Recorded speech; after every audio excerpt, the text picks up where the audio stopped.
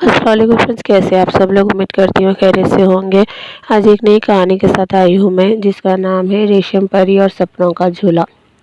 بہت سمے پہلے سپنوں کی وادی نام کی ایک چمکدار دنیا تھی۔ وہاں بادلوں سے بنے محل، تاروں سے چمکتے پیڑ اور اندردھنش کی پگڑیاں تھی۔ اسی وادی میں رہتی تھی ریشم پری، جس کی پنکھوں پر ہلکی سی روشنی چمکتی تھی۔ جب بھی وہ اڑتی، ہوا میں رنگین دھاگے پھیلا جاتے اور بچوں کے سپنوں میں سندر تصویریں بن جاتی۔ ریشم پری کے پاس ایک خاص اپہار تھا، سپنوں کا جھولا۔ یہ جھولا چاندی کی روشنی سے بنا تھا اور اس میں بیٹھنے والے کو سب سے پیارے سپنے آتے تھے۔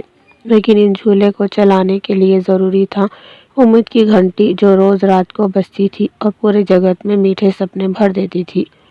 ایک رات امید کی گھنٹی اچانک بند ہو گئی۔ سپنوں کے محل میں اندھیرا پھیلنے لگا۔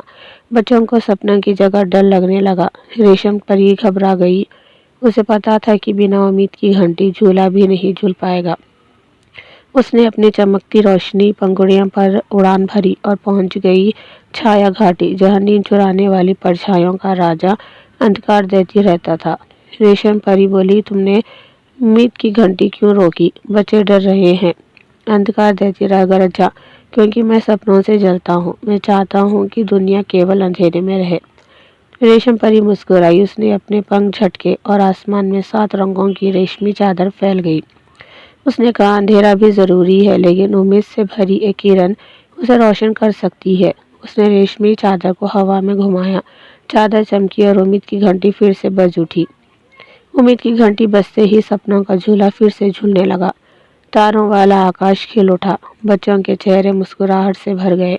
اندھکار دیتی چھوٹا ہو کر ایک کالی بوند میں بدل گیا اور ہوا میں کھو گیا۔